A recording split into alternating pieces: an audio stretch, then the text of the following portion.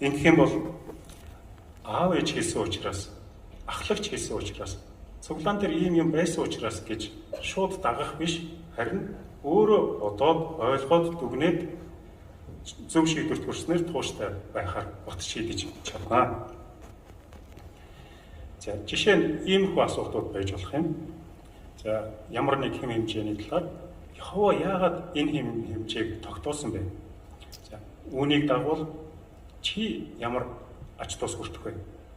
Чи төдийгүй гэр бүл ойр дотныхонтой ямар ач тус хүртэх вэ?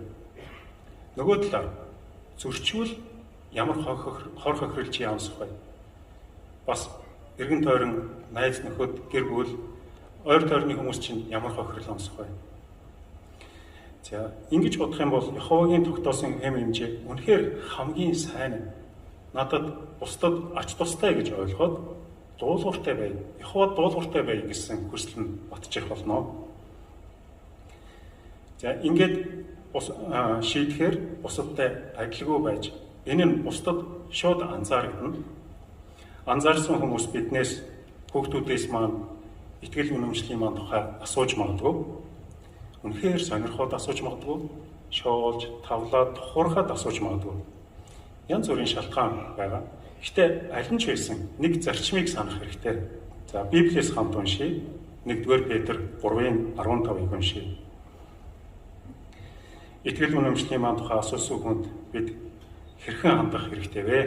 1-р Петр 3:15.